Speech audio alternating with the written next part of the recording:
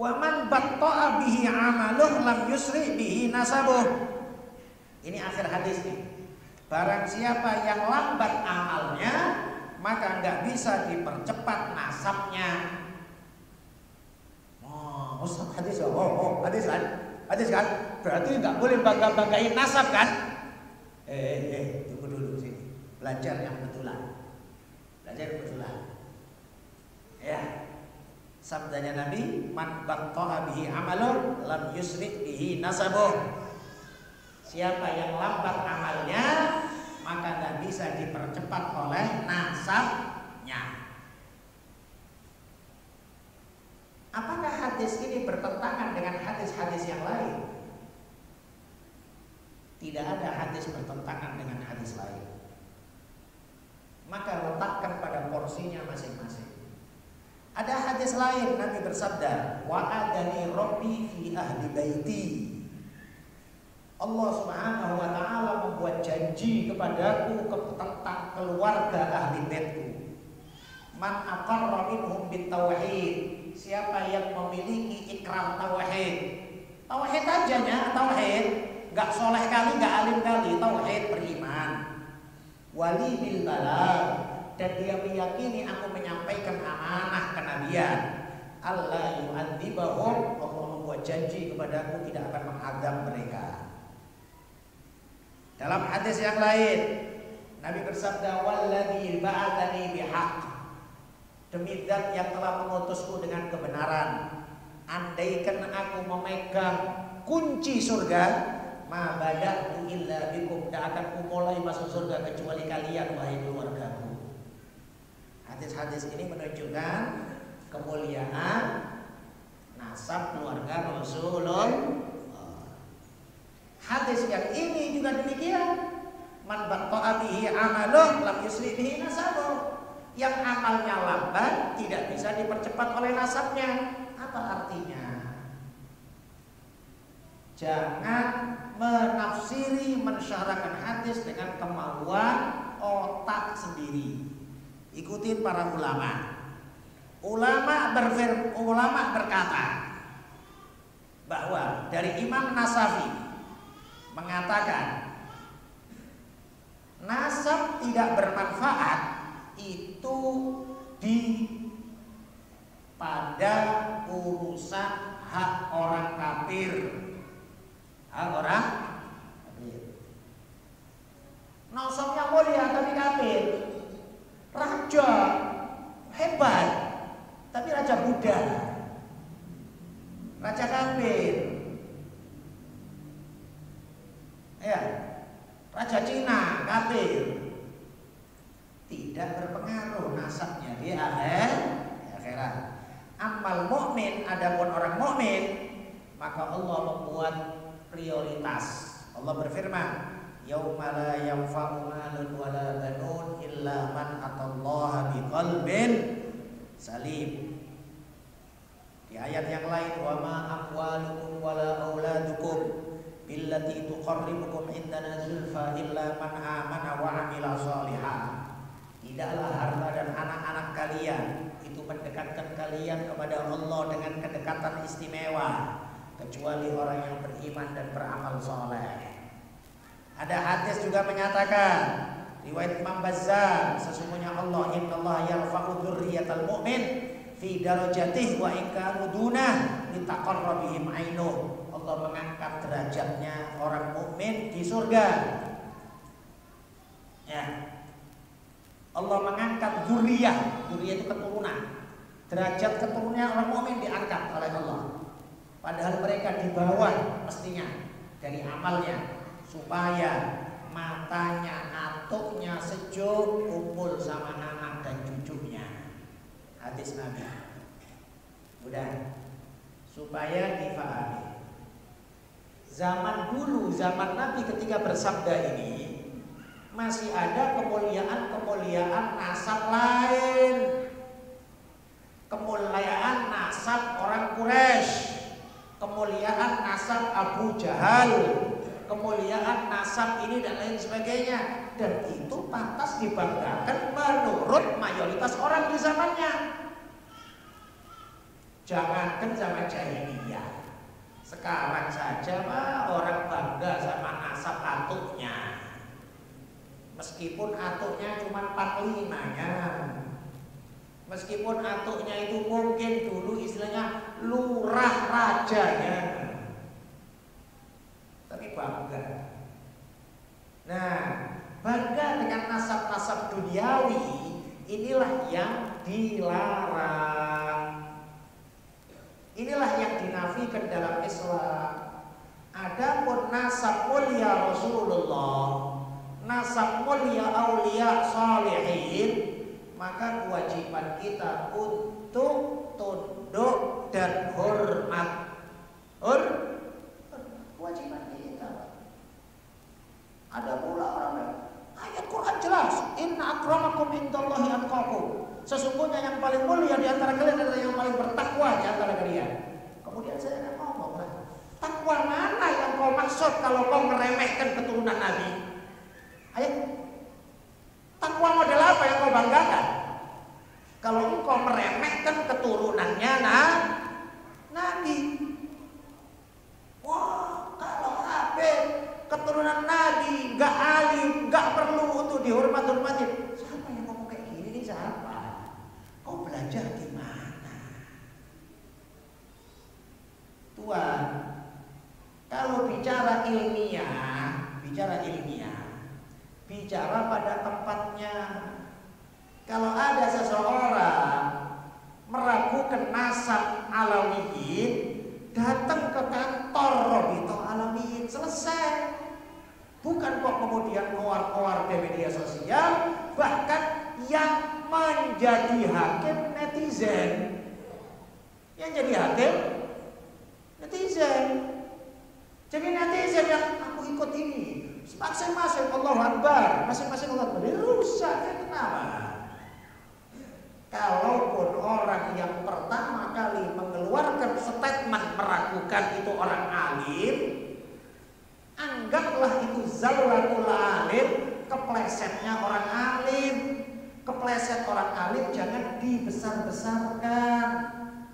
Setiap orang ada keplesetnya, jangan dibesar-besarkan, tapi dibuat ini seakan-akan heboh seluruh negara, heboh seluruh negeri. Terus kemudian netizen yang jadi penentu benar tidaknya netizen. Netizen ini siapa? Kalau kepingin siapa yang menentukan benar atau salah, mestinya kumpulkan datang ulama-ulama hebat, sholihin seluruh dunia kalau bisa.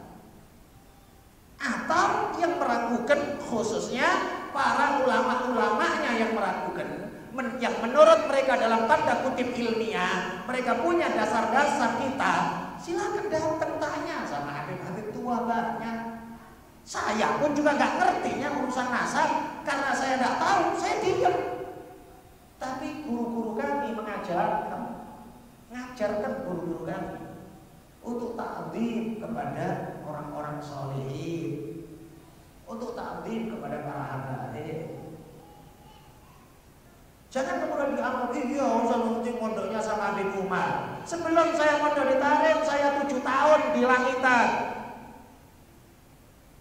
Kiai saya Kiai Abdullah Fakih Langitan, Kiai saya Kiai Ahmad Marzuki Zahid Langitan. Saya dapetin masa itu gimana beliau hormat sama habaib. Gimana beliau hormat. Sampai saya ingat dulu ada di pondok saya, pondok kita. Pondok itu maksudnya pondok besarnya kan Langitan. Apa? Asrama ya, asrama. Asrama kita dulu itu ada satu habib masih muda. Saya ingat itu, nggak usah saya sebut marganya. Saya sangat ingat namanya, saya ingat marganya, saya ingat. Ini Habib ini, aduh, ruwetnya di pondok, masya Allah. Sampai saya sendiri gerem, karena saya orang Bangil, tetangga banyak habaib. Saya kerasa, ini iye ini, kalau orang Jawa bilang iye ini, aduh, bikin ruwet aja. Tapi kita melihat bagaimana takdimnya Kiai Abdullah Fakih sama beliau. Gimana hormatnya Kiai Abdullah Fakih sama beliau. Beliau keluar masuk rumah tetap dihormat sama Kiai Abdullah Fakih. Sedangkan kita santri Pak, jangankan buka pintunya rumah kiai atau pintu samping rumah kiai, 20 meter dari rumah kiai itu kita udah mundur. Kayak gitulah dulu. Ya. 20 meter dari rumah kiai kita sudah mundur jalannya. Enggak maju kita kan. Itulah adab. Tapi gimana kiai kita menghormati habaib? Muncul anak kemarin sore. Masih santri kadang-kadang. Atau udah ustaz kok ustaz? Iya, ustaz ibtidah. Ustaz ibtidah iya. Ngomong yang ndak sama habaib. Ya Allah. Yang anehnya lagi dibentur-benturkan pula keturunan Nabi yang dari Yaman dengan keturunan Wali Songo. Wali Songo itu keturunan dari Sayyidina Alwi Abdul Fakih. Kalau kalian yang hormat sama atau keturunan Wali Songo, kok kemudian kalian meragukan Sayyidina Ubaidillah bin Ahmad Al-Muhajir bin Isa An-Naqib, kalian meragukan itu, berarti kalian juga meragukan nasab kalian sendiri. Karena Sayyidina Alwi Abdul Fakih cucunya Ubaidillah, cicit pun. Kok kemudian Sayyidina Ubaidillah yang diragukan, mereka sekarang coba ya Allah. Maka sekali lagi, kalaulah ada ulama yang meragukan dan mereka betul-betul ulama betul, kita anggap zallatul alim, keplesetnya orang alim. Tapi dijadikan, dibumbuin, dimasak, digoreng, direbus, dibakar sama orang-orang yang gak punya ilmu. Itu loh ya. Gak punya ilmu. Lah kok kemudian maksa-maksa netizen biar tahu. Loh kok netizen pula? Maka ya ikhwan, baik-baiklah dalam menyikapi segala yang terjadi. Ikutin ulama solehin. Ikutin ulama solehin. Kita dikirimin sama beberapa kawan omongan satu orang yang bilang Habib Umar bin Hafid keturunan Yahudi. Tapi supaya Anda tahu gimana ucapan Habib Umar, Sayyidi Habib Umar mengajarkan kepada kita, hormatin semua umat Islam, semuanya adalah umat baginda Nabi Muhammad sallallahu alaihi wasallam.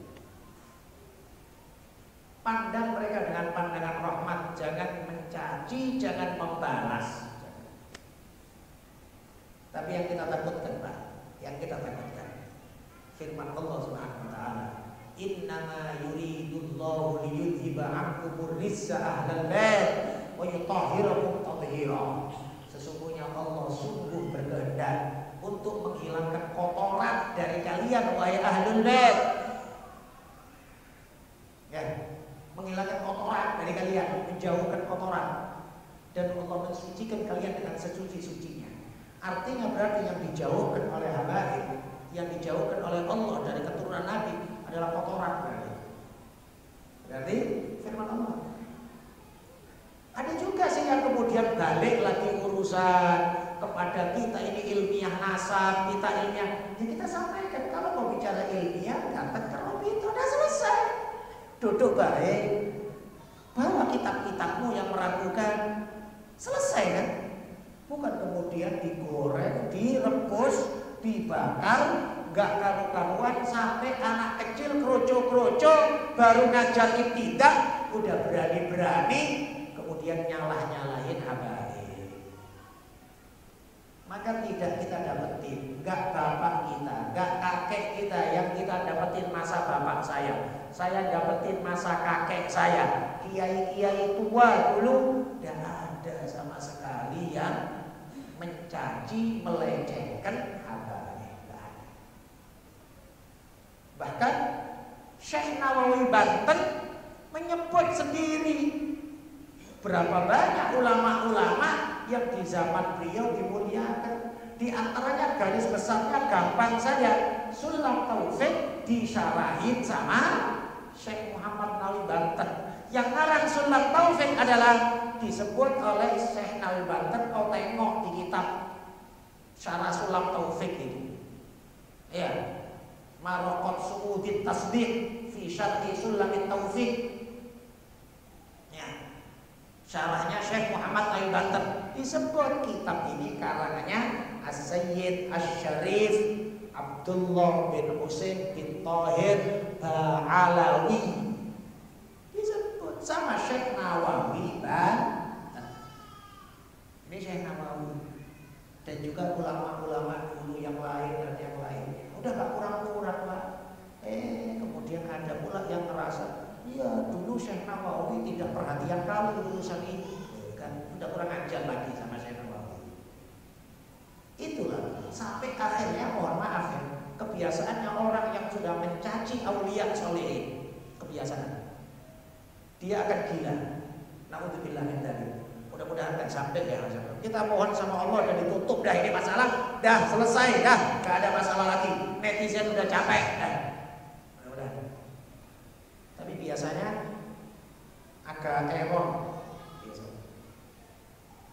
Kalau enggak minimal stroke minimal, kalau enggak error. Dan itu kita dapetin banyak orang di depan mata saya, dan saya nggak perlu nyebut orangnya. Orang yang sering mencaci aulia solehin stroke, udah alhamdulillah kali stroke, enggak error, enggak gila, enggak. Tapi sekarang ada macam-macamnya bentuk kegilaan. Saya dengar salah satu yang sangat membenci habaib dengan cara ini, sebagian mereka ngomong, ya satu orang. Habib Abdullah bin Al-Haddad punya rotib. Aku pun bisa buat rotib. Akhirnya buat rotib sendiri dia. Ini kan lucu orang kayak gini ya. Kau siapa yang buat rotib itu? Ya memang tidak ada yang melarang. Tapi kau buat rotib niat saing-saingan sama Habib Abdullah bin Al-Haddad. Ya error otakmu. Dia kok mau saing-saingan sama Habib Abdullah bin Al-Haddad. Orang ngarang kitab itu keikhlasan hati, merasa menganggap bahwa mudah-mudahan ini diterima oleh Allah, manfaat sama wargaku atau orang sekitarku dan di masaku. Gak apa-apa orang ngarang.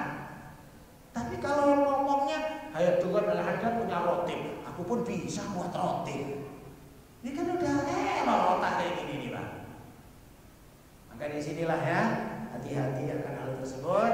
Jangan ikut-ikutan bahas di akhir zaman. Udah, ya, udah. Biarlah namanya kita disebut pengecut. Biar. Allah nggak berani. Biar. Yang penting selamat. Yang penting selamat, dan kita tetap insya Allah hormat kepada habaib dan ulama semuanya. Kita hormat habaib, kita hormat ulama. Jangan sampai kita kemudian kepancing akan macam-macamnya api ini ya.